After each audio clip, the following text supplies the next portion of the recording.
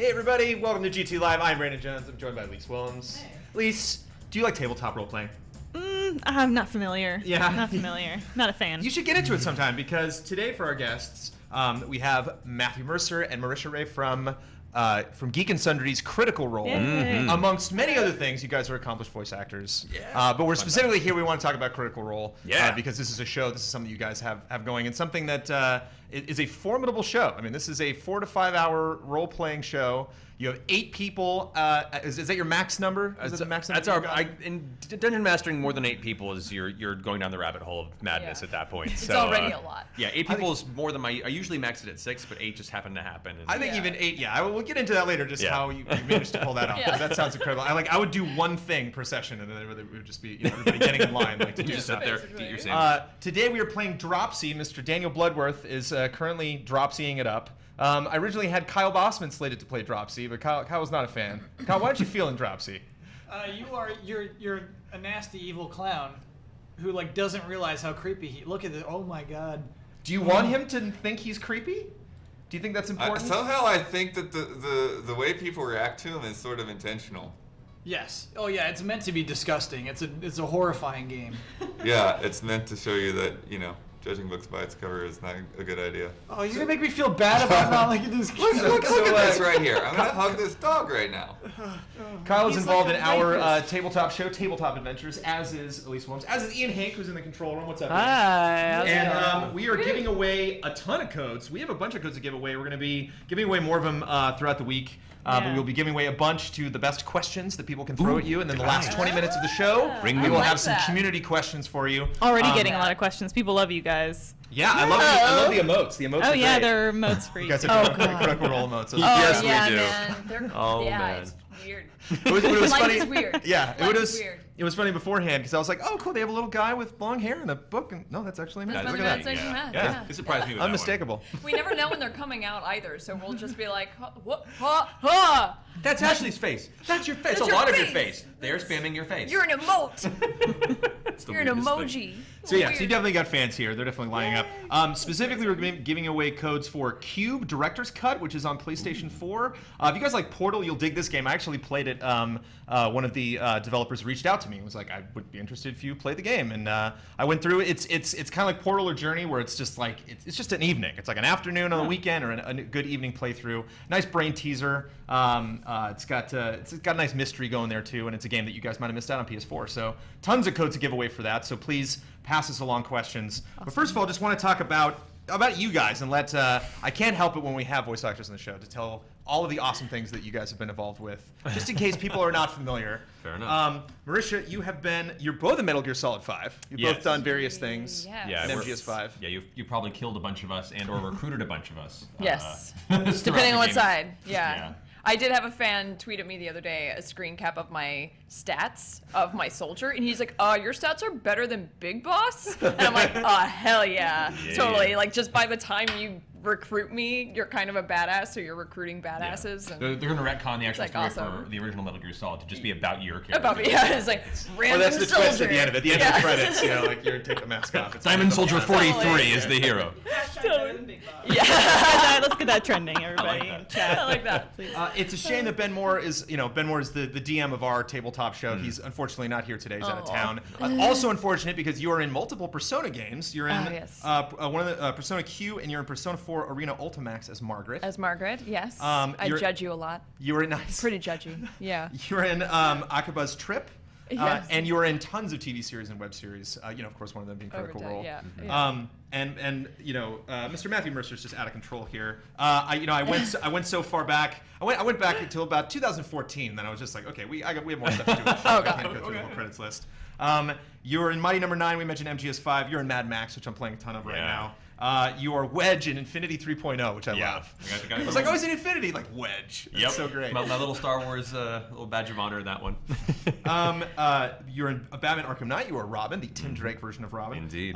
Lego Jurassic World, Pillars of Eternity, Final Fantasy Type 0 HD, which I think probably has to be the common thread through all of the VO guests that we've had so far on GT Live. Yeah. It's like, that's more games than any other. It's Final Fantasy Type 0 HD. I love that game because it's a Final Fantasy game and it's cool and it's pretty. I also like it because it's one of the few franchises that the title is actually rivaling Capcom for longest game title. Like Street Fighter Alpha Plus Zero X. And like, I want to see this fight continue. But it's got such a big cast. Like, it's really known, like, you see the image, the art from that game. It's just all of these students, you know, this battalion of soldiers. And so I wonder if they were just like, we're going to get a big person for that person and for that person. No, Just it's tons of people so are in this many game. options. I know. You were in Evolve. You were in Saints Row: Get Out of Hell. You were in Game of Thrones, which I need to play. Yeah. I played the Who first were you in Game of chapter. Thrones? I play the smaller character Feng, who's Oh, this guy okay. still lies, but at the very beginning, Bowen. He's like the other guy that's the very beginning, who's also a steward with you, and you can choose Yeah. whether he lives or dies. And he's kind of a dick. That's my guy. Nice. Yeah, I remember. You were in multiple Skylanders games. Mr. Mike Huber is also out this week, who is our resident Resident Evil freak. You're the current Leon S. Kennedy. Yes. Not the original Leon S. Kennedy. No. There have been other Leon S. Yeah, there's Kennedys. Paul Haddad and then Paul Mercier and then Matthew Mercer. Right. To keep Well, it but nice screw and those guys. You're Leon now. That's all I Well, need. You know. I based a That's lot what we of have him on the show. Then. Well, there we go. But yeah, no, they all did a fantastic job, and that character was a huge honor to take over. So I'm happy. And you were in a film and 2 games, Revelations Yep. 2 and 6, and the film. The Damnation. Damnation, is the one, yeah. There's Damnation and Devastate. The result, yeah. Yeah, Lots all of the D adjectives, you got to be names. specific. And I want to wrap it up. Probably the game I've heard your voice in most because I have not. There's not a day has gone by I have not played Hearthstone since that game has launched. You were my boy Rexar from Hearthstone. That is The it. hunt begins. Yes. Didn't even have to ask. So yeah. Fan So service. so we're here specifically to talk about tabletop and talk about talk about Critical Role, talk about the show. Yeah. But you guys have done a lot in VO. Congratulations! You have very thank very you. accomplished careers, and hopefully you guys recognize them from the multiple projects they've been in. But let's talk Critical Role. How did this start? How did the whole idea happen? Because you kind of seem to be in charge. Did you bring this to Geek and Sundry? Was this an idea that they had? Well, we've been playing the game for 2 years just as our own private campaign beforehand. And it all began with Liam O'Brien, who some of you might know as the voice of Illidan, Stormrage, and a bunch of other great things he's Gollum. done. Gollum and the Shadows of Mordor, stuff like that. He wanted to run a game for his birthday because he hadn't played since he was a kid. And he's like, hey, Matt, I know you Dungeon Master. Can you run a one-shot for me and a bunch of our mutual friends who had never played D&D before? I'm like, yeah, sure. So Marisha got a bunch of other voice actors in, like Laura Bailey, Travis Willingham, Sam Riegel, Which Ryan is also Akaba. part of how it got to be so big. It was supposed to be like a one-shot, so he's like, I'm inviting everyone. Like you invited how many people to? Okay, let's He's make like, this I'm happen. inviting this person And then too. And when you play it and it turns into a campaign eventually, because everyone who had never played before were like, so when's the next game? Right. And it just became a campaign.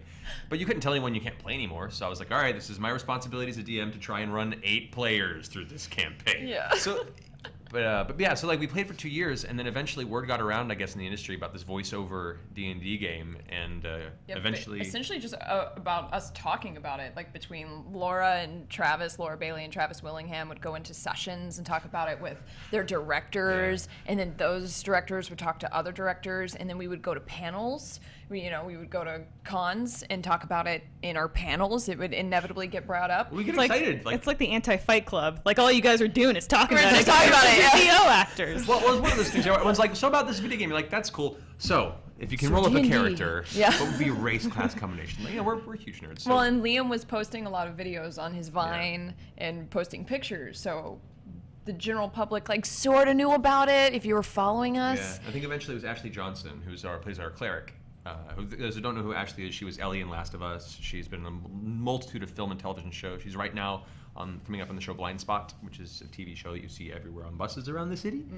But she talked to Felicia Day about it, and Felicia said, "Oh, well, that sounds like a cool idea." And she came to us if we were interested in doing it on their channel. And we were first kind of a little trepidation because it's a very personal thing to an extent, and we weren't sure if it would translate well, and it's kind of putting yourself out there, and it's a lot of pressure on your dungeon master to produce new content every week with thousands or some It's a lot of cases pressure hundreds on of all thousands of of us. people going, what was that role again? You know. Each Yeah. one of us that are representing. Well, you gotta our have your own individual rules, though. I classes. mean, I guess we can start there with a question. It's like if you make a mistake or somebody brings out something afterwards, like we're not gonna go back and retcon that. Yeah, you know? no. We're not gonna. Well, just that'll be the new rule now. Or Yeah. you guys have had that happen before. Yeah, we have so many house rules just because we're really lax and we always forget what we did the previous week. So we're just like, house rule, this is how it and is. they usually Yeah. work out in So- your favor. Like you're totally forgetting Oh, yeah. that like you got some buff or something happened or some item that you could have used. Yeah, and I don't know if Yeah. you guys do this, but we make up like fun little rules that pertain to certain characters. Like, do you guys do that? Where, Yeah, we'll definitely do that from time to time. We'll Yeah. be like, gosh, a Scanlan. I feel like our bard has so many. He's Rules. a special character. Okay, Keys, yes. so I was looking at your show and then I got super confused because there's been so many episodes and I couldn't keep up with the plot. But Scanlan was Burt Reynolds at one point. Yeah, so he's Yeah. our known bard of the game, played by Sam Riegel. He early on in our campaign got in a situation where they were essentially snuck into the Thieves Guild, got caught, and were trying to find a way without being slaughtered by hundreds of these very well trained dagger wielding, assholes. And he went ahead and used his bardic abilities to create an illusionary mustache and introduced himself as Burt Reynolds, and convinced him that he was part of the what was it, the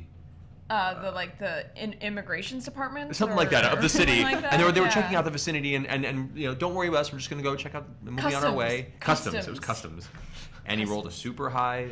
We were playing Pathfinder at the time, bluff, and like natural 20 succeeded, and since then he's used Burt Reynolds as his kind of ulterior persona Yeah. whenever he's trying to, really talk his way out of a Whatever, situation. yeah. That's how that awesome. came about.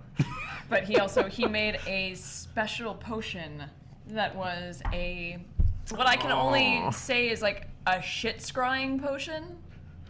He drank it. He's been very creative with his Yes, arcane and abilities. then you can just do a scrying spell. Which you want, but True. makes your job more difficult at the same time. Well, also, it's just like we're having an extensive conversation about the alchemical and arcane properties of our gnome's poo, and like there's a certain point where I have to kind of move the story along and be like, all right, so next scene. But yeah, it definitely makes for an interesting cluster of personality. Oh yeah. But that's an interesting question, though. I mean, you said that this used to be something private that you guys used to do. This was something personal. I'm sure you guys are really busy, so it's like also an opportunity. At least it is for me whenever I get together with friends that do D&D campaign to like, see see them. Yeah. to actually Yeah. socialize and have Spend fun. So it's time, like yeah. a little bit of that. You're doing Yeah. the story at the same time, but you're also having fun. Does it kind of get in your head that like, oh, it is a show, so like I do have to wrap things up for a certain time frame, or like I do have to keep it interesting for the audience, or remember people that are potentially donating money to us or really involved in our community? Like, does that trip you up at all, or has that just made things interesting and different? I was worried it would, honestly. When we first started the show, I think that was a big concern because I didn't want it to change our fun. At the bottom line, we all agreed that if we did it for a few weeks and it changed it too much where we didn't enjoy it anymore, we wouldn't do it.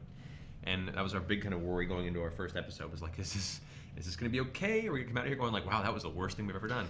And honestly, once we started up, it was like nothing had changed, except for now there was this new added factor of amazing feedback and a community that began to build around it that was just so positive and so talented and incredible that began to buy into the story as much as we were. And it's a little more work on my end, having to weekly put it up there and make sure that it's up to par, that I won't be torn apart by the entirety of the internet weekly. But we also were very, very lucky that we have so many great players that can really get into character, and we have a great community that's always very supportive and eager to see what's next. And we've had some points where we've let the audience poll on what creatures they would encounter, so the audience actually gets to interact and choose what possible TPK might come up in the near future. Yeah, that's good fun. So yeah, it's been really, really great, actually. I've really had no negative things to say about the transition. So it sounds like you as a DM, this is a role that you accepted very early on in life. Sounds like something that you were like, well, I just DM, that's what I do. Like, how did that happen? How did you choose that role, or was that role thrust upon you? It happened in my freshman year of high school, when my first real campaign of D&D was run by a very nice guy who just was not at all a very good DM. He had his own character in the party and always gave himself the best magical items. And, He's in the party. And Yeah. It's conflict of not- interest. I know, but Major I conflict. didn't know any Does, better. It was makes my sense. first game. Yeah. And he's like, yeah, well, I have a paladin, but I'm also using the fighter kit, because this is second edition D&D. And he's like, and I have 2 + 3 katanas, and I have my griffin mount and my holy sword that I got from my quest. I just woke up, and I'm like, I'm done. And I backed out of the game. read the books and decided to run a game myself. And since then, I've just kind of always been the DM. Is that how you guys got into voice acting too? You're just watching shows as kids, and you were like, "This is terrible." I can Just do better than pure this. entitlement. Yeah. Just Maybe with Resident Evil. Yeah, maybe. Yeah, well, Yeah, it- Joe's bad in, sandwich. bad in, yeah, bad in a good way. Yeah, you just legitimized it. That's the problem. There we That's go. Where, but yeah, and so this is a huge responsibility. So that you like that is difficult. I mean, how much time does it really take to like set up a show like per episode? Per episode, I'd say, yeah, it's about a 4 to 6 hour prep per week. It's about he probably does about an hour of prep per hour of game time. Wow. Well, more of that now because it's just building the world in advance. Bigger, And yeah. it's one thing to build a story, but you also have to build enough side stories and other things because you don't know what the players are going to do, and they always go off the rails. And you don't want to provide too many rails because I like it being player choice and kind of open-ended and open world. So it's a little more effort on my time, but I think it makes for a more fluid and interesting player-driven experience. I think your audience would agree. I think people are digging it, and your audience is growing, right? The word is getting out. Yeah, and we've you're got seeing like on the best episode audience. 12 comes out tomorrow. That comes out on YouTube on Okay. the actual website of Geek and Sunday. We're up to episode 24. Oh, okay. Yes. Airs tomorrow live on Twitch. Oh, Right. okay, cool. So they go on, they're live on Twitch on Thursday Thursdays. nights at 7 p.m. Pacific Standard Time, and then they go on the Twitch archive immediately. So if you're subscribed to Geek and Sundry, you can watch it as soon as it's done, and then they go on Geek and Sundry the Monday after. Yep. And then YouTube is behind because, Don't drive traffic to the exclusivity and website stuff. and everything. Yeah. And this has all been one continuous campaign. Mm-hmm. Episodes Yes. 1 through 24. Are you stopping at 100 or what? What's the game plan for the We're way the kind of story's going, progressing? man. We're just going. Yeah, there's no real game plan. Like any D&D game, we just keep playing until Yeah.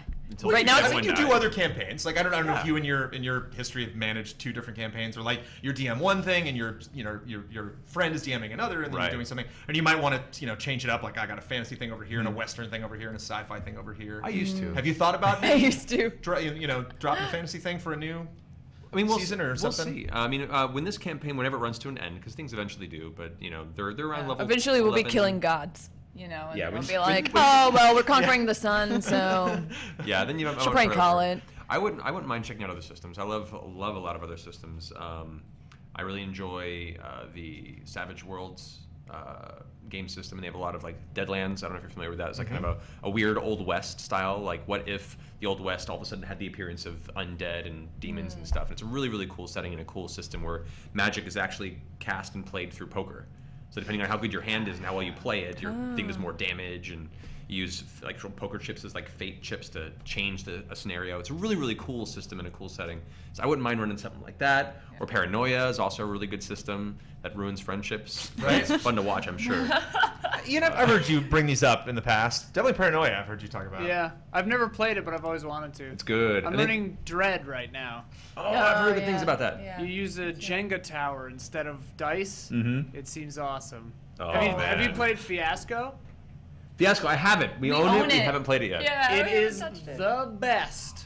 It's the best like single sitting one, I think. Out Fiasco's our fill-in whenever someone leaves, because that's the thing I can't imagine that everyone Oh, makes it. yeah. I mean, like, what do you do when someone dropped out of an episode?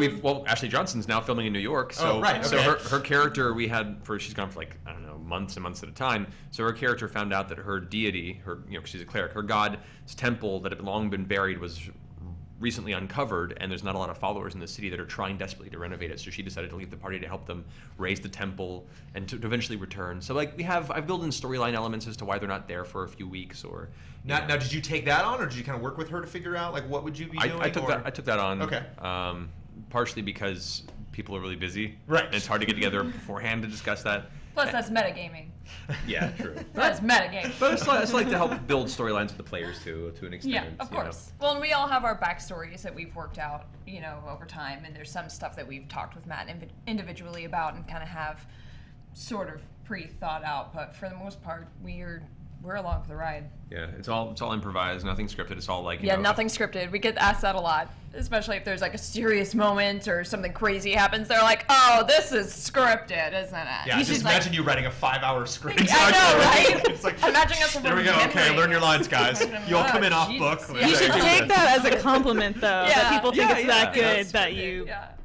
pre-decided. Unfortunately, at some point, I do have to bring this conversation back to Dropsy because it is the game that we were playing in the background. Because Yes. it is the I stuff don't of know. nightmares. I don't know if you've noticed, but there is a lamenting clown wandering around Just with the wandering dog around. following him. It's thematic. You know, it adds ambiance. Is he getting bigger? What is happening? He's just a giant. No, he's not getting bigger. He's just a So giant bulbous. clown. That's not his face, right? He's got That's like a some mask pretty he's sweet wearing, kicks. right? I don't know. And he eats But you can face control blood. the dog independently, you see, so, you know. He looks like something you'd fight in Earthbound, and never forget because it scars you. So you have your items. It's just it's a traditional adventure game. You're going screen to screen. Yeah, you're I talking to people. They all have needs and wants, and you need to get stuff to them. And Yeah, there's an old man crying in the graveyard because his wife was dead apparently, and I had a locket that I found earlier that was a picture of them, and then that made it happy, and then I could hug him. So it seems like the idea is to make everyone let you hug them. Despite the fact that you look like a denizen of the fourth layer of hell. Right. Dropsy's the unsung hero then of this game. Yeah, everyone hates him. Everyone absolutely Yeah, hates I don't him. know who this guy is. This is Can the you first time I've embrace seen it? the cop. Can Dropsy embrace the darkness and then go He likes to full- hug, so maybe he's gonna hug the darkness. Huh. And is that a chicken? What is that? What do you have following? What is going on? What's following me? Yeah, That's what his do you- dog. That's his the little dog. Oh, it's on a the dog. bottom. Okay. Oh, did you just find like I'm actually watching the stream, and you were behind the truck at the moment. So. Oh, okay. My- Oh, there was a guy in a chicken costume at one point. Nice. That might have been it. So these are them. So these are them crazy video games. We're gonna talk a little bit more. We'll get back to the Oh, pen and yes. the paper, the Yeah, tabletop, yeah. the board games. Yeah, but we love them, the Which- video games. Well, that But on the that was gonna be my kids next plan. question. What specifically? What genres do you like? What do you when you have spare time, which it doesn't sound like you have a lot of. A little bit. What do you Yeah. fill it with in the digital realm Well, of gaming? definitely RPGs, if you couldn't have probably maybe guessed. We like our RPGs. We're World of Warcraft players on our good days, on our good times of being. Yeah. Still, you've been consistent the whole time. Eventually, Well, with your subscription, maybe Subscription, not like yes. actually spending time in Of there. course, No. with the subscription, I because reached a certain point where I was like, okay, this garrison thing is Still just a like second very job. close. yeah. Oh, shipyard. Oh, it's just another garrison. Oh, it's just okay. But, oh, you know, and- okay. I'm excited for the new expansion. Yeah, Yes. Legion. Yeah, you're Yeah. pumped Yeah. for that? They somehow they just they do it every single time. They get everybody just back in. They're I pumped. know. You know. I know. They got a good creative team. They know how to write a good story and how to present it well. So as long as they can make things not more like the garrisons, I'll be happy. Ah, okay. I miss the cities. I didn't realize how much I miss the cities until I was like, no one comes and visits me at my garrison.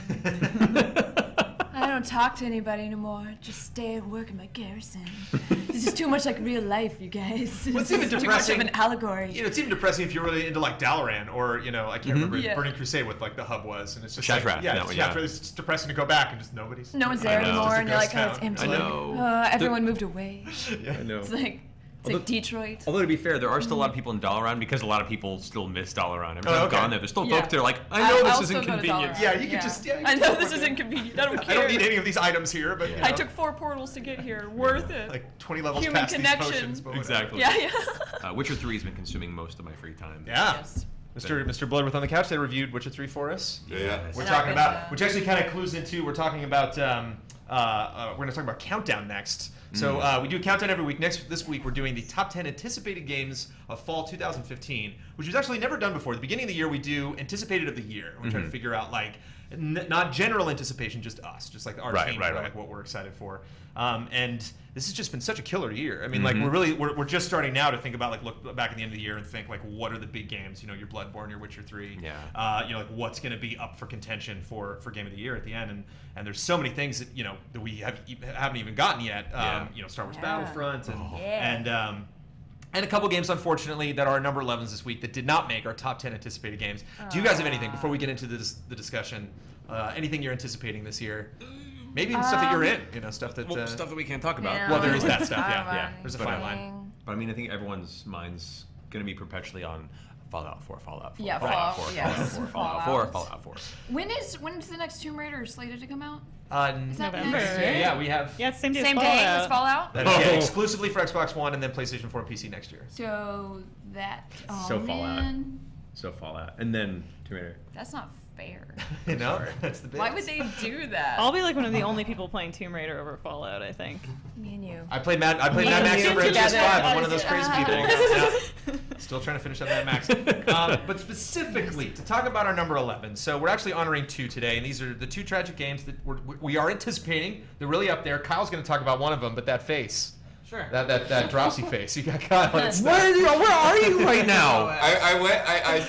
So I gave a homeless woman a sandwich, And then she let me sleep on the cardboard box next to her, and now this is the dream.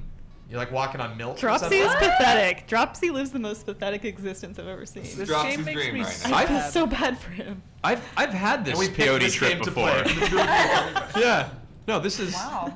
I'm learning a lot about myself just watching this, and I don't like what I'm my learning. God. It's another Friday night. Oh God! Hell. Are you scared now, Mercer? What is? Well, that's my Halloween The costume. two of you figured out. enter a rainbow realm. The clouds are made of milk. Roll for initiative. Dropsy, the RPG, coming out next year, 2016. Yeah, no, seriously. I'm gonna be watching the episode next week, and you're gonna be like, okay, a giant cloud comes up and a mouth jumps out of it. I'm gonna be like, wait a minute.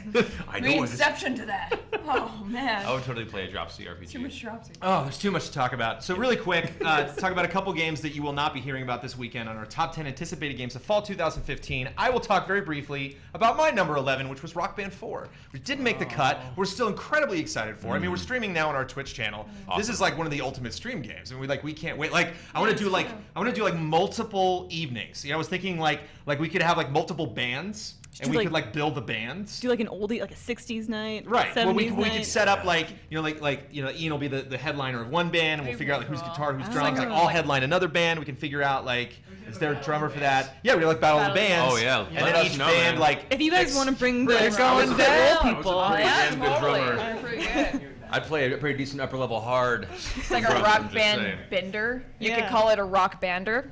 Oh no. or a bander bender. Bander bender. Oh, I like So many that. options. Bander bender. That's good. That's good. But yeah, it's just, I think the big thing is, the other 10 games on the list are all trying something new this year. And I think just the thing we're excited about is it's coming back. We're playing it. Like every time I go to events, I'm just like, oh, I should probably go back and play Rock Band. I'm just like, yep, they haven't. It's like riding a bike. They haven't. It was one of They those haven't weird skipped a things. beat. When Rock Band came out and Guitar Hero, there was an era where like all of a sudden everyone was buying it. It was this weird kind of Yeah. fervor that everyone was just like, oh wait, I just got Rock Band. Can you guys want to come over and play? And it was like I you was and gonna your say, it made you friends. like the cool kid again. Yeah. Like when you had the Nintendo 64 and you're like, you guys should come over to my house. It had the same effect. You have two like, guitars? You got, oh, what, man? Oh, dude. Party at your place. I hated you before, but I was now definitely you're the only Rock Band. person I knew that had the keyboard, like when that came Oh, out. yeah, Like, yeah. Guitar? you got I have the keytar with the Oh, no, I ion guess drum not. kit. Yeah, Well, the ion drum not kit anymore, but is my still? husband's and the keytar's mine. Oh, okay. There you go. That's awesome. Yeah, when you guys split up, you're like, I'm taking the keytar. Except like a lot of the, yeah, I like Inevitably.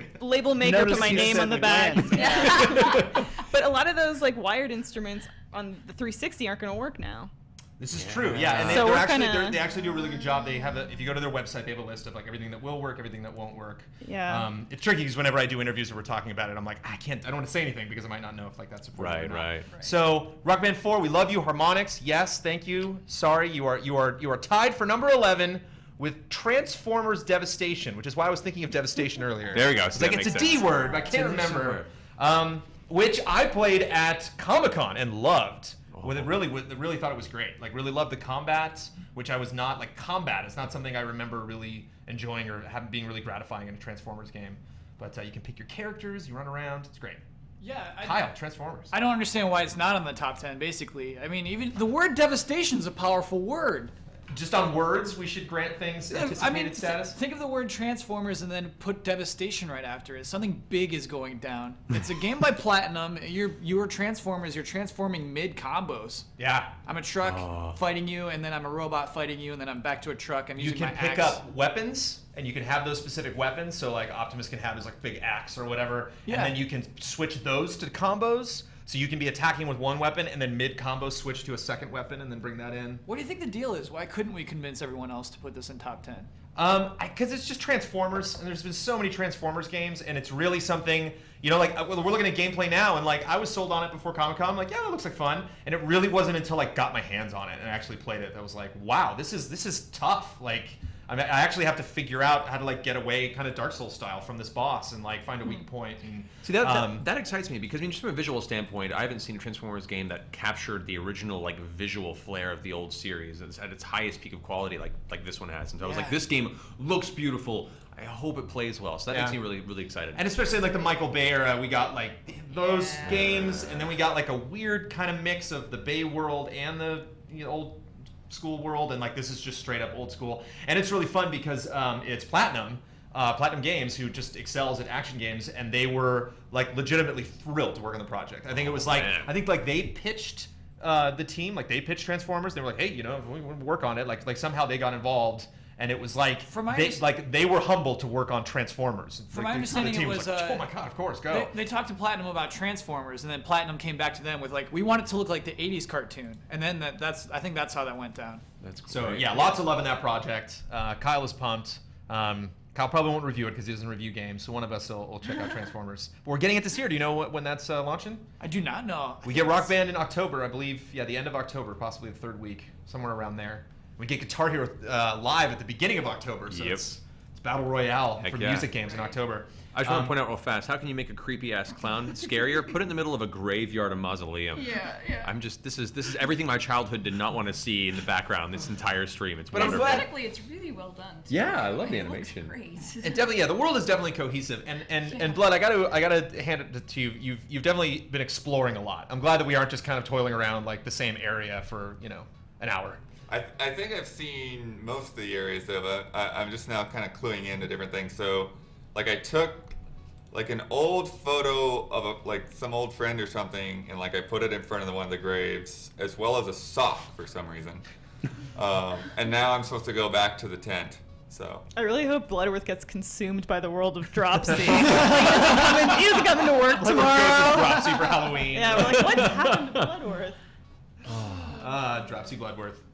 It is the midpoint of the show, and at the midpoint of the show, we show a trailer. TGS just happened, and there are tons of awesome trailers for TGS. I really thought long and hard about having a TGS trailer, but you guys were just talking about Blizzard, so I know you guys will sympathize. Anytime Blizzard releases a cinematic, just that wins. I mean, that trumps. I don't mean for that to trump like an entire show, but like, this is the third concluding chapter of StarCraft 2. Right. And this trailer kicks some ass. It is a badass trailer. The opening cinematic of Star Trek II: Legacy of the Void. Enjoy.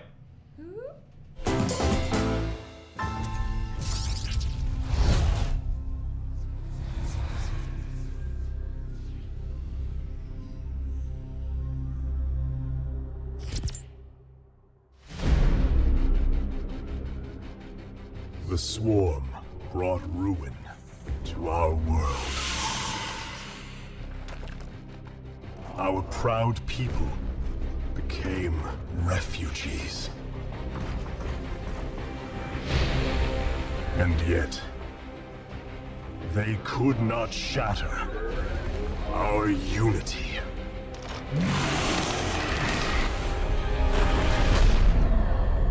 For we are bound by the Kala, the sacred union of our every thought and emotion.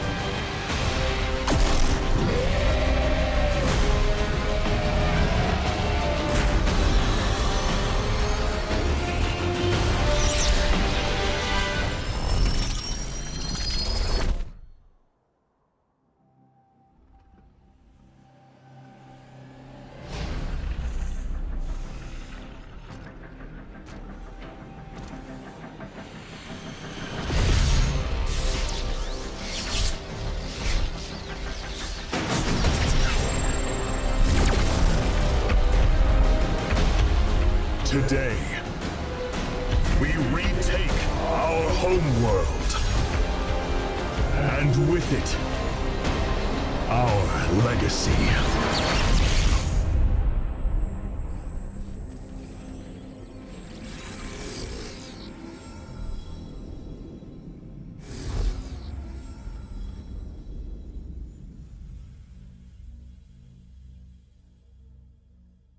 Yeah, the whole StarCraft Star Trek merger is something not a lot of people know about. yeah. I know, yeah. That's, I don't know if you caught that, right at the end of the cinematic. no, the that was Enterprise just comes fascinating flying in. hearing Yeah, all that's- about that. Little known That's like- information. Gene Roddenberry, huge RTS guy.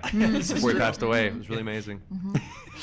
Oh boy! But I mean, is that that off okay? well. So you mispronounce things. You guys are voice actors. You have to to pronounce. happens. Sometimes you get names wrong. Oh, yeah. Anybody is it bad form to correct you as a DM in the middle of the campaign? Like, have you ever said something and they're like, wait a minute.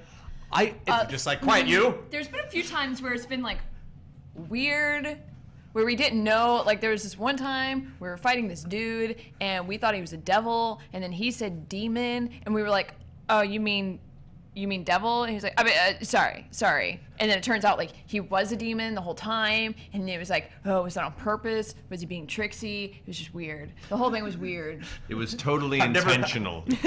Completely. I've never forgotten that, Matthew.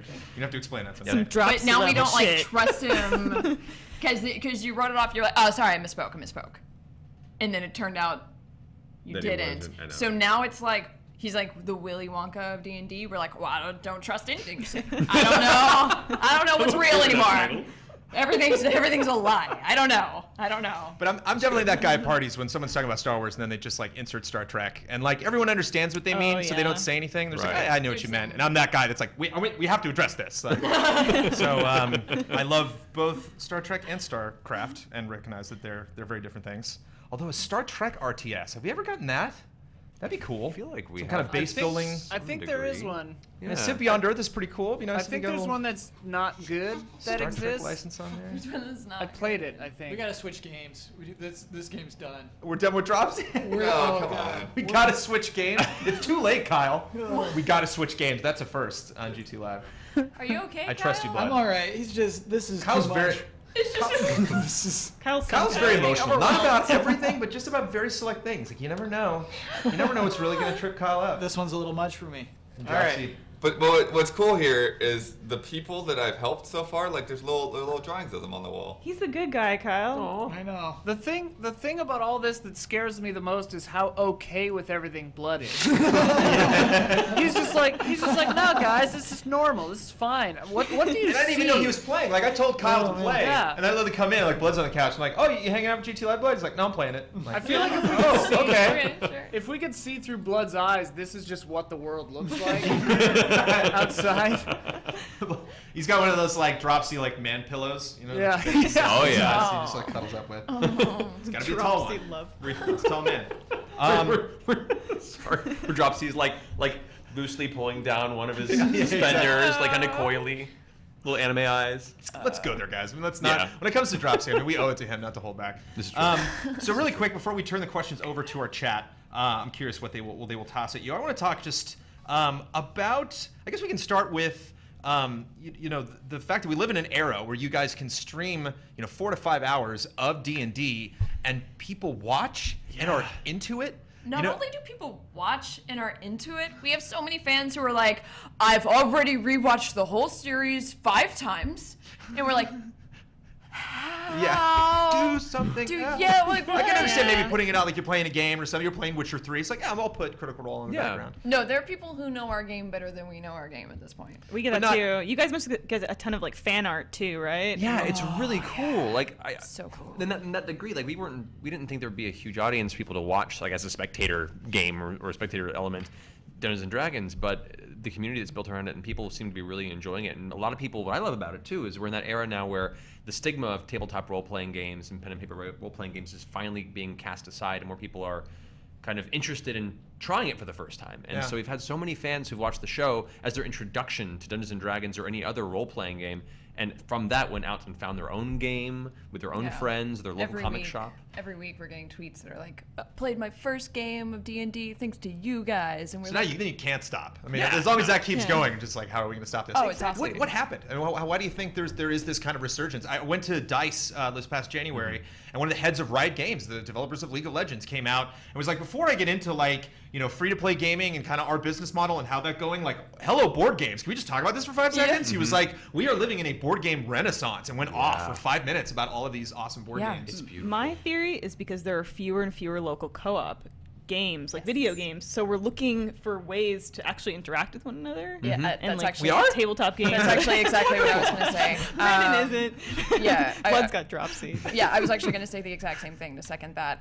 In today's day and era, so much revolves around being on our phones, being involved in social media. Half of our lives are online at this point.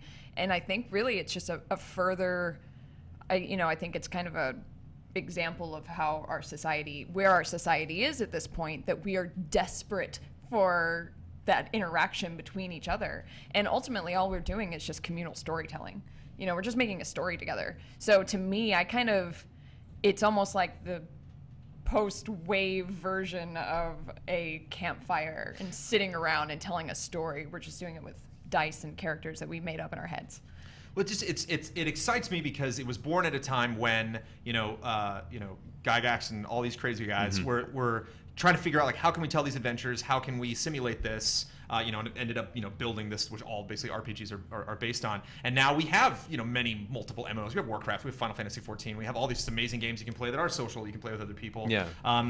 Sword Coast Legends, which we haven't talked about yet, is having like a DM mode in that. So there's all sorts of digital fun things you can do to satisfy your role-playing itch, whether you want to play that by yourself or with friends. So I would think that it would have the reverse effect. That now that would just kind of be like, oh, that was just something we did, but it's like a novelty. Yeah, but just the fact that it's growing in popularity is just great. Well, and there's nothing you can really. I'm sorry. Okay, go ahead. There's nothing you can compare to sitting around the table. And as much as we love video games. We were just sitting here talking about how much we love video games. The difference with pen and paper tabletop is that there are no limits. Even in an RPG where it's pretty open world, you're still constrained by the rules of the video game. With this, it's real life. There are no rules. The rules are there to be broken. Yeah, if I can compare it, like if you have ever played any Telltale game, and you think of that moment where you're put on the spot, and all of a sudden you're like, I don't know what to do in this instance. All of these answers seem wrong, but I got to pick something or nothing. It's like that the whole time. Where I think one of the first times when I did a campaign, it was like the DM's eyes just were staring right through my head, because he would finish a paragraph and stare at me, and I'm like, what? Make a choice. You have to do something. What are you going to do? And so it's less like, oh, I have to click on this item, or I have to do this thing within the game's rules. It's like I am constantly every second thinking about what I want to do. And it's also personalized entertainment. Meaning, when you play a video game, you have a video game that's designed, written, constructed, all the art, all the storytelling, everything is designed for a massive scale audience where most of the median of society would enjoy, of the gamer community. A tabletop role-playing game or a board game you play with your friends is geared directly towards you and your friends. So it's a much more personal experience. And as far as dice role-playing games go, it's such an interactive and a collaborative experience to construct these stories that the memories themselves become so vivid and so wonderful to recall that it bonds you together. It's great team building skills together. I think there's just so many great things about it that are beginning to be reintroduced. As I think a lot has to do with the fact that it's now getting to a point where it's cool to talk about it. For a long time there was a stigma. I know when I was in high school, I didn't run out telling everyone I played Dungeons and Dragons. I played that with the few guys that were already like, we understand, we're cool playing this. Yeah, just don't talk about it. And now we're It was way more like Fight Club then. Yeah, it really was. Talk about it. And now we're at a place where we're all, the new generation grew up geek. The geek culture is becoming culture, and now people are beginning to realize that all the stigma was needlessly placed against it, and a lot of people are able to talk about their new curiosity on what an actual role-playing game is. And it's just really cool to watch this renaissance grow and continue to grow for now, and I'm excited to see all the new people getting involved in it. Is that how you want to see it grow? Like, do you what is the word I'm looking for? See, I'm a total noob here. Like, what's the version you're using? Is that what the official term is? Yeah, what's the book? With the edition, right? Yeah. Well, we started the campaign in Pathfinder, which was an extension of 3.5 Dungeons & Dragons. There's a whole long story behind that. But we enjoyed it, but it was very math-heavy for a party of 8 characters, and we kept it going for a while. And the 5th edition of Dungeons & Dragons had just come out, which was a huge advancement over the 4th edition, which was a huge disappointment in some ways. But 5th edition was much more streamlined. It was much more friendly to storytelling, integrating combat with actual role-playing, and it was much easier to run a battle of a party of 8 people. So we switched over to 5th edition, and I fallen in love with it. And it's not the quintessential RPG. There are many great systems out there that I love, and I wouldn't say it's the best, but definitely for me, it's a great entry point for a lot of new players.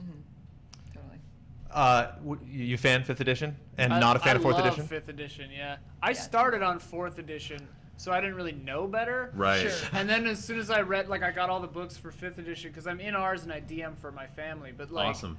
5th edition is just so awesome. Hang on a second. We Yeah. can't skip over that. You DM for your family? Yeah. That's dope. Yeah, we use Roll20 and I DM here, and one of them's in, my sister and her boyfriend are in Minneapolis, my dad's in Wisconsin, and my friend Reed is in Omaha, Nebraska. That's so cool. I want your family. I know. Yeah, me it's too. pretty cool. That's awesome. I tried dungeon mastering great. for my family once, and it got weird. Yeah, Because they're my dad made a bard, my mom made a wizard, and the first 20 minutes of the campaign, my dad and mom just kept hitting on each other's characters. I'm like, all right, guys, this is everything. I gotta back out of here. This We're is a not very for me. we've always communicated through board games, you Mhm. know. So when we go home, we just play board games constantly together. That's awesome. So That's it's so kind of cool. it naturally fits. That's so great. It's good. That's so That's cool. awesome. Everybody wants your family, Ian. Let's give Ian a round of applause for him. Ian's family, everybody. Yeah, Ian's it's family. family. Upsides and downs. We need to get into chat and get at some questions, but one other thing I want to ask, which is a very easy, boring question, obviously, but I'm going to ask it anyway. You guys are actors. This is a great acting workshop, you know. I think that was one of the things that really opened my eye to it. I used to do acting before I got into video production, and after my first campaign, I was like, wow, this helps acting. This helps with directing. This helps with writing. This helps with storytelling. There's so many ways that this just kind of blows your mind up. Yeah. Also, social skills. Sure. Yeah. Really? I mean, did it help you with social skills when you were in high school? Well, it made me more comfortable with being able to adapt to a social situation. Sure. From an improvisational standpoint, it's incredible, and there's a reason why you see a lot of these major screenwriters and directors that are basically inheriting the entertainment industry also were longtime tabletop role-playing gamers and board gamers, because that type of gameplay just it inspires the creative mind to build worlds and want to tell the story out into the world. And so now we're just able to marry that with an actual career, and it's really cool to see that emerge. But we've seen a lot of. We support a charity called A26LA, and they support creative writing, and they do a young author's book. And we were like, okay, we're perfect charity for us. It's all about creative storytelling, and they tutor kids K through 12th grade. And we were just there on this past Thursday, and these kids were immediately enamored, just flipping through the monster manual, going at everything. And then you just start to see, it really does start to open up their imaginations, and they're seeing these things that maybe wouldn't have been triggered otherwise. And that's also why I love comic books as well. There's so many, comic books kind of had a bad rap back in the 70s because moms were like, oh no, it's books with pictures. You need to be reading books with words, and they don't Which, by the understand. way, books with words are good too. All Everyone great, track that. also Books with great, words. also great. But it's it's unfair to judge what unlocks your imagination. Yeah. And whatever is going to invoke that in people, I'm all for. And especially with Dungeons and Dragons, we've seen with a lot of kids, it can help, being more comfortable with themselves, and it kind of builds confidence because you do have to evoke that in a lot of these characters, and it can really just be a great escapism tool. A lot of these kids who might have a hard time in their home life, or maybe aren't as popular or get bullied at school, and then they can go and in D&D be awesome. They can be whoever they want to be. Yeah. And from an actor standpoint, there are a lot of characters and a lot of voices I've developed and then booked on various roles that started as a non-player character in my high school. I'll get an audition and be like, oh, well, this is kind of like Natibe Curios back in my 2002 campaign of Ravenloft. All right, I'll pick that one up. And so, yeah, from an acting standpoint, it's been a tremendously helpful experience in finding different voices and characters, personalities, and playing in that realm. I saw a Vine on social media today of you doing like a spider screaming or something, and people are like, "Best DM ever." Like, I don't think many people who have campaigns out there and throughout the world get as many different varied characters and monster voices. Oh man, I as you have do. no shame, thank God. Yeah.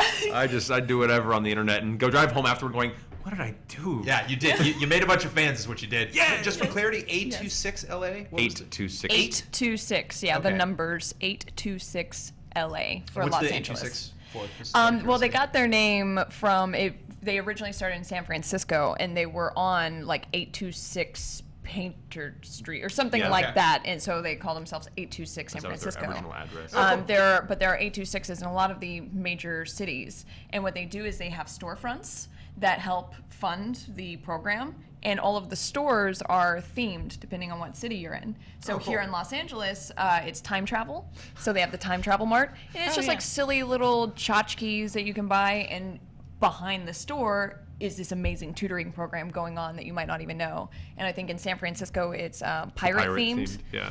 And I think in Chicago, it's like aliens in space. I'm not sure. I know in New York, it's superheroes. Yeah. So there might be an 826 in your area, and they're all awesome. And Nice. also the GT field stores. trip. Yeah, I was gonna say the stores are great date locations. Nice. Because they're fun and exciting, and yeah. And if you're interested in tutoring, you can check out their website. There are ways that you can apply to actually help tutor a lot of these kids yourself. So. Cool. It's good fun. Nice. They're awesome. I like talking about the nerdy stuff, but it's like we can get some good vibes going out there. Yeah. Some people checking out fun charities. Yeah. Let's get into some questions. We got lots of questions. Totally. We started a little Yeah. bit late. We're running a little bit late. You guys are good, right? Do you have to, Yeah, we're fine. do you have to We're rush good. anywhere? We're good. Okay. Tons of questions. This is from Smileyface97. If you guys could spend a day with one of your characters that you've acted or played in D&D, who would it be? Acted and played in D&D. Or it could be just one of your, your cohort's characters too. Right. Yeah. Yeah. So I was say I'd probably be more apt to hang out with one of our other players than Which my one? own. Which one would you want to hang out with? I'd love to hang out with the twins, with Vex and Vax. I bet they'd be fun. Yeah, it'd be I bet they'd be fun. They're I think hanging out with Grog would also be fun. I think going out drinking with Grog. There you go. Let's go bar hopping with Grog. Drink grog with grog and make it Drink even more grog with meta. grog. There you go. I think yeah. I don't know, I'd probably like to hang out with one of the NPCs that's part of the story. Is name is Lady Kima. She's a halfling paladin of Bahamut, and she's kind of this real rough and tumble, no nonsense halfling badass, and but with a soft side. And I like her a lot, so I'd probably hang out with her. Nice. This is from. question. From Amos Wilkes. I'm not sure what these names is. I'm sorry. Amongst us, okay. Maybe Amos Wilkes, maybe. There you go. Would you ever do a live episode of Critical Role at an event like Comic-Con? I mean, yeah. It's been talked about. Yeah. It's been tossed around. Yeah, the logistics of having the equipment there at an event, and because we'd want to stream it online at the same Yeah. time, so it wouldn't be its own pocket thing. We've talked about it, and we're definitely up for the idea if we can make it work in the future. So if we Only do, Geek and Sundry had a big presence at Comic-Con, Yeah. Like, if I only know, they did yeah, if stuff. only, if only then. So maybe you can convince them one of these Yeah, days. so Yeah. I would say it's definitely a possibility in the future. Yes. Definitely. Maybe. This is from Mr. Gamer Nerd. Which celebrity would you guys like to play D&D with? Vin Diesel. We have a list.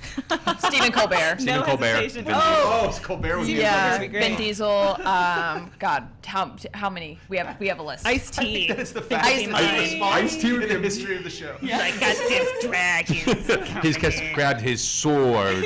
God, if you guys haven't seen it, Ice-T's book his audio book of some fantasy novel he did. I think it was a D&D book or something. Was it Dragonlance? It's amazing. Having Ice-T try and find his way through this fantasy. Yeah, and then hear narration him is talk beautiful. about it afterwards. He's like, "What the shit did I just read?" You're So like, good. "Yeah, So Steve. good. Yeah." He'd be fun. Yeah, he'd be fun. Dan Harmon, of course, Yeah, who Dan is Harmon an would active be- D&D player. Yeah. Yeah, and I actually just recently met him, and so if you're watching this, Dan Harmon, Yeah, which he probably is. you know, It's funny. I yeah. actually was talking to Liam, which is how we got you guys involved Yeah. with the show today. But I was talking to him, and I was like, "Oh yeah, that's great." I'm like, "You guys have a tabletop show. We have a tabletop show. That'd be really fun. It'd be great if you guys were coming in." I actually might be spoilers. I might be on tabletop this week. Ben was talking about bringing in some other people because our Hogger's an orc, right? Yeah. Just straight up orc. Our orc is out of town this week, so Gotcha. they cannot Out of continue the town. campaign. So yeah, they were thinking about doing He's something his own interesting, orc. different. So it was like, oh, it'd be kind of fun to bring you guys in for Fiasco or something, or like maybe we could be on Critical Role. And he was like, no, we don't do that. I'm sorry. No. the cast is locked. We don't do. We have no guest stars or something like that. No, I'm sorry. I was like, So- oh, sorry. Wow. Chat wants to know, you wouldn't have Burt Reynolds come on? Oh, we've Tabletop joked characters? about Burt Reynolds as well. I mean, if Burt Reynolds were ever interested in playing Dungeons and Dragons, we will make room for Burt Reynolds. Oh, not for GTS. Like, no offense whatsoever, but Burt Reynolds. No, yeah, of course. I mean, you understand. We're kind of like the Burt Reynolds of the gaming industry. We're in line behind Burt Reynolds. We established that. I mean, when the site was founded, we knew that. If you come with mustache, we'll Yeah. reconsider. Okay, Yes. all right. Mustache. It's all about the mustache. It's a work in progress. I don't know why Vin Diesel's number one though. Why is Vin Diesel number one? Vin Diesel's number one for me because, in my opinion, he's one of the first real kind of reputable non-geek celebrities that unabashedly vocalized that he grew up and still plays Dungeons and Dragons Yeah. and was like, yeah, I do. It's awesome. What of it? Yeah, he's like the ultimate guy who's like, I'm Vin Diesel, I'm a badass, and I love Dungeons and Dragons, y'all. And you're like, oh, you can be everything at once. Yeah. That's awesome. And so for me, it was really inspiring to see that he was one of those first to really kind of get people to back off that stigma and be like, well, if Vin Diesel plays it, I guess it's not all that bad. Yeah. You know, so Maybe that was it. That was the turning point. Was That- Vin? that may have He been. brought it around he's, for everybody. he's the crux of everything. Exactly.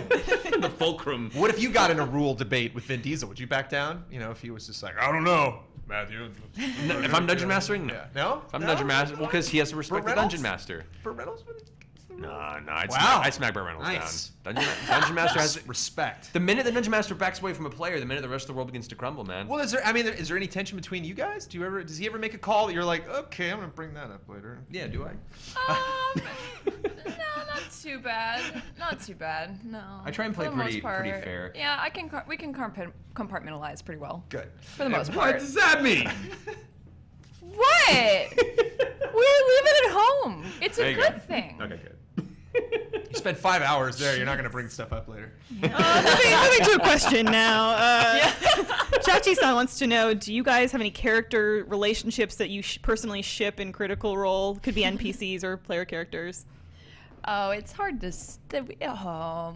That's an unfair question to put on us. It's hard to say. I can't answer because I control all the NPCs. And I can't really answer because that might be secret stuff that has to be revealed during gameplay. That in and of itself is an interesting answer. It is. Well, Yeah. we will accept it. There are a Plus- lot of cool dynamics between the characters and the non-player characters, and there have been kind of touches here and there of romance, which is a rare thing in a role-playing game environment, but it's been really cool to kind of see these little sparks here and there, and we'll see where they go. Yeah, and honestly, I've got my character's underlying thoughts, but they still develop and change with every game. It really is kind of like a real life person that you're like kind of hop in and puppet once a week. Yes. And so it's like we don't know. We don't know where it's gonna go. Yeah, we don't know. I'm way too invested in my character.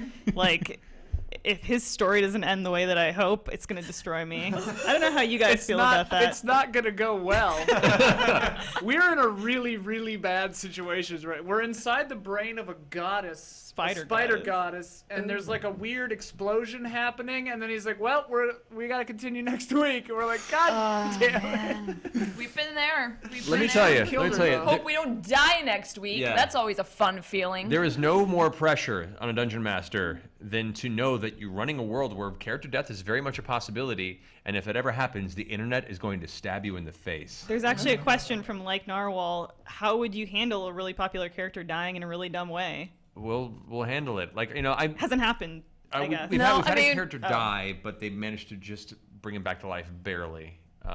Yeah, we've gotten close because, and a lot of it is player responsibility. That's what everyone needs to understand. Is like he presents the challenges, and then it's up to us to figure it out. You're not trying to kill us, but we could just be stupid and get in and kill ourselves. I've killed players in other campaigns before. It just and might happen. And without that kind of impartial DM judgment of what, sometimes people might die, then the game kind of loses its stability. And to me, if a really popular character dies, how impactful will that moment be and drive the story forward, the memory of that character for the rest of the party? Plus, it gives the player a chance to maybe try out a new class. So, good things will come out of it. But yeah, it'll be very hard on me, the viewers and the Yeah. party, definitely. Yeah, we've already had fans be like, "Oh God, if you kill Vax, I'm gonna hate you so Yeah, no much, pressure. at Matthew Mercer." No pressure. Yeah. Tuxedo Mask wants to know, are there any plans to possibly bring back some of the characters from the Slayer's Take quest line? Would love to see Kashaw return. Very specific. Very question. specific, Nice. specific question. Taking the opportunity. That would be cool. I mean, it depends on where the story takes them, and having guests on the stream is a bit of a strain to the story, so we can't do it too often. As Liam made clear. Yeah. That character, Kashaw, was actually played by Will Friedle, who is the voice yeah. of Bumblebee in the cartoon right now. He's also the voice of Star-Lord in the new Guardians cartoon. And he was just Robin in Batman Unlimited, or Batman Yes. Unlimited, yeah. Which was weird Yeah. considering he was Batman in Batman Beyond. It was weird. Yeah. Yeah. Yeah, so he played Like you're his getting demoted in Yeah. a weird way, Yeah. downgraded. Like, oh, It now was- I'm a sidekick. It was his first time playing Dungeons and Dragons, and he just jumped in 2 feet first and kicked ass. So like, I'd love to have some of the guest players back if it fits in the story and we have room. But we also have other guests that might want to come on, So we'll see how it goes. We'll see how it goes. Yeah. This is from Tongue Surgery. Me and my friends are playing D&D for the first time. We're having fun, but everyone seems too shy to try and act or create backstories or motivations for their characters. Do you have any advice on how I can get everyone to come out of their shells and commit to role-playing? That's a great question. Yeah. Matt? Shell cracking. Yeah. I mean, sometimes it just has to happen over time, especially if it's a first experience for a lot of people. I would recommend, and I know it sounds kind of harsh at first, recommending a mandate that the players do write about a half page to a page back history, because there is something about sitting there and having to creatively come up with a character's background that automatically makes you more invested in the character and understand them a little better. And I think a lot of it is coming to understand the core of your character, and so that I think is a great stepping off point. And then from that, it just comes with your responsibility as a DM to engage them as well. If you're passively creating NPCs and not playing their role as actively, the players will do the same in kind. Whereas if you as a dungeon master reach forward and be like, You there! Let me see your face. Yes, I've seen you before. What is your name? the player is more inclined to take a moment and be like, what are you doing? And then probably respond with a little more gusto than they would have had previously. So Should Ben just drop that right in the middle of the tabletop? He does some pretty weird shit. Yeah, and I would just say try and encourage them to speak in their characters. And I mean, we've had a few people message in and being like, "Oh, watching you guys is almost intimidating because you set the bar really high." And it's like, you don't have to do a crazy voice. You don't have to put it on. Like, it's not, it's definitely nothing to feel pressure over, for sure. It's more important to just get involved and participate. And, just if you don't know how to kind of ease into it, our recommendation is always to start with your stats. Lean into your stats a little bit. If your character's, got really high strength but low charisma, maybe just a bit dumb strong type, kind of like Grog. My character, I have really low charisma, but I have really high wisdom. So I'm kind of like the quiet one who kind of is awkward in the background. So, you can take what you've rolled and what's on the paper and use that to extrapolate a character. And with that, 5th edition D&D has this amazing tool kind of in the back that helps you build a character for those newbies who might be like, where do I start? It's overwhelming too much. And they've got a little character kind of creation thing where it can help you with your motivations and your flaws, Yeah. and your bonds and stuff like that, and kind of Right. help you construct a character personality through just the chart system, and then you can use that as a good role-playing basis. We actually did a great kind of one-off session where it was like a D&D how-to, and we helped a bunch of our friends, Dan Casey being one of them, and Zach, our overlord over at Geek and Iffy and Sundry, those and guys Iffy. there, And they made their characters on the stream, and Dan decided he was going to roll, because the background generator that they have, it also is numbered, and you can roll a d8 and essentially randomly generate your background. And what he did, he utilized it beautifully. He was like, I just want to see what chance gives me. Used a d8, randomly rolled his backstory, and then used what he got and extrapolated from that even more and built on it and made this awesome character. Classic dwarven character. Yeah, who is like a pirate, like a sailor, and had these like amazing. And he rolled it, and then was like, it's like your motivation is that you rush into battle, but you have a good heart, and then you can take that and build from there. So 5th edition is really great for new people who might be uneasy. I always found I really like to play characters that are very much not me. And I wonder Yeah. if, like, sometimes maybe if you really kind of model your character after yourself, especially if you're first starting out, then you feel like I don't want to say too much because I would be revealing too much about myself. Right. Because I feel if it's really different from me, then it's just like I would never, whatever. I would I never do this. Yeah. But it's fun because I get that impulse. It's just kind of like knocking on my brain, like this is when your character Yeah. would do this thing. Absolutely. I also wonder, this is just from my history, but I don't know if this is like the way you've done it or the way this is commonly done. But a lot of times before I'll start a campaign, I'll have at least one session just with the DM and myself. That's just my character before I obviously meet anyone else. We did that with Ben. And too. so, I can kind of like learn a little bit about my backstory, like meet a couple NPCs that when they come up later in the story, it's like, oh yeah, I know who that is. And the other people in the party are like, who's that? And it's like, what? oh, Yeah. I have That's history really cool. with them, you don't. I like and that. so it's fun. Like I'm doing a Vampire the Masquerade campaign that we've been doing for like 2 or 3 years fun. now. And it's fun because they'll bring up like some, vampire will come in and like all of a sudden like the eyes will widen of someone in the party. We're like, what? And they're like, I can't say anything. We're just like, ooh, there's something happened. Intrigue. Like, I it's love cool. that. Just that Yeah. backstory's fun. And I think that might help people come out of their shell a little bit if they have their own secrets. They have their own Yeah. little fun story. Absolutely. And stuff they And- keep to themselves. And to be fair, like not every game has to be crazy roleplay. Sometimes some people just want to play a dungeon delve. They want to Right. just go kill some monsters, get loot, and that's cool too. So make sure that you talk with your players before you start playing and understand what they want out of the game. To make sure you don't have too much conflict of interest based on what the players are hoping to achieve or get out of it. Because you have like half drama folk and then half number crunchers. You might have a bit of an issue there at some point. One more question. Hang on. Wait, no, Ian's. Quick fun fact. My phone just made a weird thing that I've never seen it do. And we're under a tsunami advisory right now. Whoa! California. It's Yeehaw. south of us, so we'll be Tsunami, okay. Snake. Tsunami. My phone. we could use What's the that from? water. It's Chad, what's that 45 from? Let me minutes know. south of us, so don't worry. I just thought it was weird. High ground then. Well, we'll talk about role-playing games till our death and be okay with it. There you go. I do want to throw that out to chat to see if anybody knows what that's from. Tsunami, Yeah. Snake. Tsunami. Anybody? It's from a movie. Anybody know? Say it, Chad. Nobody knows what that is. It's actually The name is a giveaway. Yeah. I mean, if you know. It's kind of what There's Solid not many Snake films is based with on. the It's based on protagonist it. named Snake. There may be out a there. leaving someplace involved, perhaps. Yeah. Like a Possibly. city? Like a Yeah. big city? One or two city that you're in and you might Escape want from to More of an LA? urgent- Is it Escape from LA? escape Yeah, from it's LA. more of Escape an from LA, urgent totally. leaving. Yeah, more Yeah. like an escape. Nobody in the chat got it. No. They might Sorry. be too young. Tsunami, Snake. All right. One more question. This is from CDJ Gamer. Have you guys ever played, and do you have any thoughts on Paper Mario: 1,000 Year Door for the GameCube?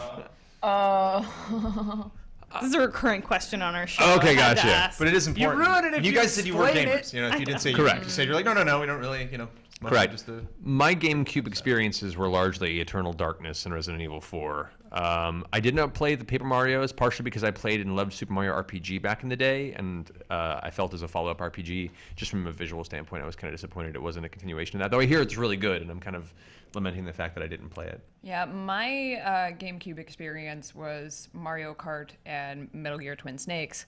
So I also missed out on that train. These are good GameCube games. It's a great game. It comes up every week. Yeah. Because it's so good. And can I also just Yeah. personally enjoy you playing RE4 with no knowledge whatsoever that you were None. going to one day Yeah. None, be man. taking over the role of Also Anthony? RE4 Um, GameCube. Did that has that ever happened also where you're just like you're into a show and then they like remake it later or something and you're like oh that's me. It happens. I got to be Tiger on the new Thundercats on Cartoon Network a few years back, and as a kid that grew up watching Thundercats, that was like I had the figure of my character still from my childhood. It's just to me, as growing up a geek and growing up a gamer, and then being able to kind of make a career in that realm, it's a perpetual nostalgia trip. My little inner 8-year-old is doing cartwheels every other week. So yeah, I'm really appreciative and thankful for where I am and what I have for as long as it lasts. Yeah, we get to be big kids every day, which is pretty cool. Yeah. Yeah. It's awesome. You guys are fun big kids. It's Yeah. fun being big kids with you guys. Yeah. Everyone should be big kids. So so we're a little bit over time. We started a little bit late. Don't want to That's drag okay. your evening on for too long. I think we're gonna wrap up the show really quickly. I'm gonna talk about stuff that we're doing this week. We talked about our top 10 anticipated games of fall 2015. Tomorrow we are continuing our part 8 of Final Fantasy VII. They just announced the big remake of that. Oh, yeah. That we're gonna get I don't know in 10 years or something. So I know. just slowly anticipated. We are playing Final Fantasy VII piecemeal week by week. Super Mario Maker also came out recently, and Mr. Don Casanova and myself are constructing levels for every member of the GT staff to play, and they're going to check those out Friday evening. We're also going to just play other levels that we built. Kyle said he's putting a couple levels together. We might get a chance to check those out. I'm building a level that I know I want to show off. I'm sorry, Brandon. So are we doing? Or is it like this is the level for Elise?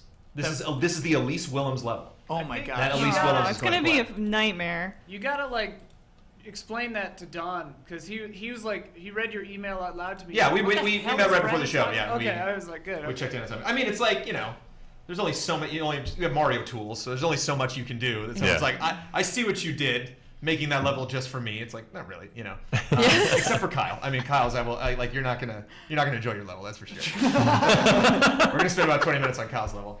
I'm writing checks. My body can't cash. Okay. Tons of reviews. We're kicking off review season. Shovel Knight Plague of Shadows is up. No, tomorrow. It'll be up tomorrow. Of course, more episodes of GT Time, our podcast, mandatory update, Final Bossman, Huber hype, even though Huber is out this week. Tabletop Adventures, which we've been talking about the entire show. Something's happening tomorrow. I have never been on their actual Tabletop Adventures, even though they've brought in a couple random characters. I've yet to be on the show, so I've yet to have Ben Moore as a DM. Oh, I'm excited for you. I know. Fun. Believe it or not, our review of Final Fantasy Heavensward is actually on YouTube and on the site. Is it gone up on the site yet? It's up. We only got a handful of guys who review games here at GT, and Ben Moore, who we've been talking about a lot, who's our TM. It took him 2.5 months to review Heavensward, the first expansion of Final Fantasy XIV. But he did it, damn it. That's all that matters. Somebody created a Twitter account just to ask him consistently, like, when is this review happening? So Oh my god. he finally did it. Thank you, Well Ben, for done. working on that. Also, Mr. Mike Huber reviewed Destiny the Taken King, which everybody is playing right now, which you're probably playing right now. And NHL 16, lots of reviews this week. Also, the Sony press conference from TGS was earlier this week, and Kyle and myself and a couple other people sat down to talk about the highlights and lowlights from the show, and you can also check that out. So that is this week on Game Trailers. Thank you guys so much for coming out. Yeah. Do you guys want to talk about stuff? I know there's like a gray area between stuff that you can talk about and stuff that you can't yet. Is there anything other than obviously Critical Role that you want people to know about? Well, anything you want to talk about? Play Metal Gear right now. Right. So, Play Phantom Pain. Play Capture Mad one, Max. kill the other. yep. Play Mad Mad Max, play Who are you, Mad Max? You'll hear me a lot as a lot of different war boys and war boy Okay. commanders, and it's like get them over there. It's sorry. like big tearing your throat up stuff. So you'll be beating up a lot So of. I shivved you. a lot. Probably, Give you some yeah, shits. Yeah, some shits. or gave me gasoline at some point for faction. I don't know. Also, I don't know. There's that new Kindred champion on LoL that looks kind of cool. Voiceover, and that's pretty nice. Oh, all right. But yeah, so other than that, like, if you guys feel like checking out Critical Role, we stream tomorrow at 7 p.m. Pacific Standard Time on Geek and Sundries, Twitch, and every Thursday thereafter that we can. Mm-hmm. And you And the can, sites are first archived on the website, so you can go there. And if you want to Yes. catch up, you can Yeah, catch up. Go to Geek and Sundry site is probably the geekandsundry.com. place to go. Yeah, Okay, great. Yeah, definitely. they have it all there under their show section. So yeah, and on Twitter you can be followed. Yeah, you can follow me at Marisha_Ray. And myself at Matthew Mercer. Yeah. some say we kind of OD on VO guests here on GT Live. Like, I'm admitted, like I do voiceover for the website. My wife's in voiceover, so like I love voiceover. awesome. I love meeting people in the industry. I love talking about voiceover. yeah, they're nice But people. We didn't. I think we did a good job of keeping it mostly table talk. yeah, it's awesome. Throughout the show, and it was fun to learn more about the show, and it was fun to talk to you guys about it. So Yeah, thank you so much for thank you coming so by. much. Hopefully we This can is do it again soon. Have Definitely. you on our show Yeah. just to play games in general. Both, We'll yeah. see you next week. Wait, Don't what? play Dropsy too late, Blood. Yeah, seriously. We're just going to leave Blood right there. You continue playing Dropsy. Anything to wrap up the Dropsy talk, Blood? Any new advancements?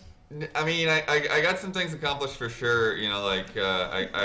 There's a little girl who had like a wilted flower, and so like I had the dog dig up the flower originally, just trying to figure out what to do with it, and then I found like another like potted flower, and then the little girl was dancing, and all that. But now I'm kind of in a point where I'm not sure what to do. The commitment. I love like closing my eyes and imagining Blood like dreamed it, and like he's like coming in the first thing in the morning, and he's just like, so I had this dream. There's a girl, and I was in a clown outfit. Just listening to him describe this game makes me want to kill I know. myself. It's so fascinating. So more of Dropsy, more We Blood. can end on a hug. We'll And hug on a this, hug, yeah. this girl.